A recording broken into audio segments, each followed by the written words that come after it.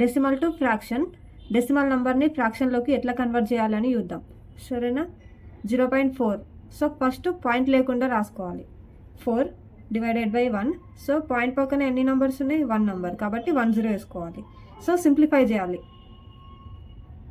2 2s are 4, 2 5s are 10. ఓకేనా? మనకి 2/5 fraction. So 0.22 same point లేకుండా నంబర్ వేసుకోవాలి. 22 డివైడెడ్ బై 1. ఇక్కడ పాయింట్ పక్కన ఎన్ని నెంబర్స్ ఉన్నాయి? 2 నెంబర్స్ ఉన్నాయి, కాబట్టి 2 zeros వేసుకోవాలి. 2 50s, 2 11s 22. సో మనకి 11/50. ఓకేనా? సో ఇప్పుడు 0.278 పాయింట్ లేకుండా రాసుకోవాలి. 278 డివైడెడ్ బై ఎన్ని నెంబర్స్ ఉన్నాయి మనకి పాయింట్ పక్కన? 1 2 3. సో 3 zeros వేసుకోవాలి. ఓకేనా? మనకు 2 500s, 2 139s, 278. సో మనకు 139 డివైడెడ్ బై 500 వచ్చింది.